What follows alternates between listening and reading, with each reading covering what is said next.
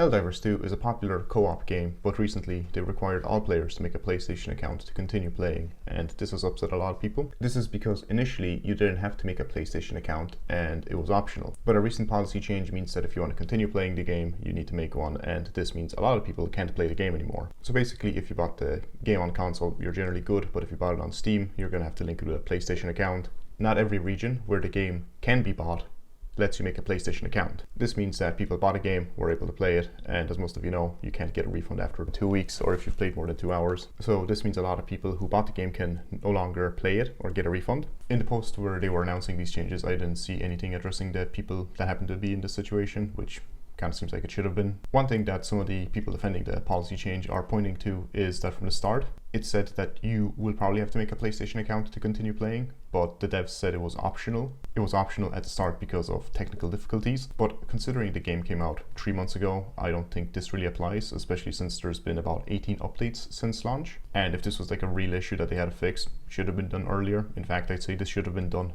before launch. On Steam, one of the things you can do is you can go into like settings and then get older build versions of a game. I don't know if you do that, if you still need to link an account, but even if you could, this doesn't really help you that much, because in Helldivers 2 it doesn't seem like you can self-host servers, and given this is a co-op game, you kind of want to be able to play it with other people. So yeah, so basically if you don't link an account, there doesn't really seem to be any way of playing.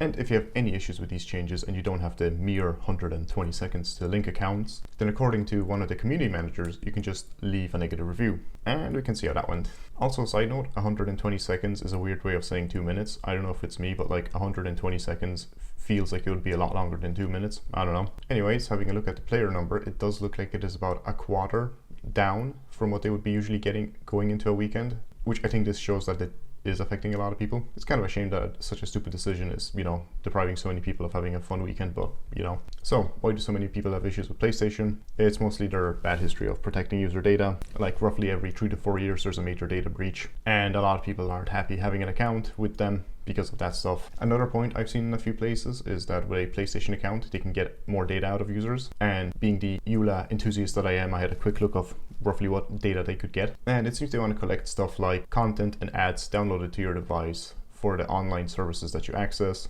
information about devices you are using, any connected peripherals and how you have them configured, information about how you use the software installed on your device. So only everything you have on your computer and what you do at all times and where you are, nothing really major if you want to read all the points that are up there, Based on that, this does kind of sound like a quick data grab because of how popular Helldivers 2 is, or looking how everything's playing out was. And even if they do change their course, I think the damage might have already been done. It's really hard to see them recovering from this. And the real shame is that even the CEO of Arrowhead, which is the people who make Helldivers 2, said that he just wants to make games and he doesn't want to do any of this stupid stuff. How much you want to forgive him is your call, but I remember watching a video from the Game Developer Conference YouTube channel, and there was a guy who was doing a talk, and he's in charge of like a 300-person studio, and he said that deals with publishers are kind of like deals with devils, and he said a lot of studios really do kind of exist game to game, so if anything goes bad, they have the choice of taking a publisher deal or going out of business, which I imagine isn't a very easy decision to make. But yeah, that's basically what went down. See ya.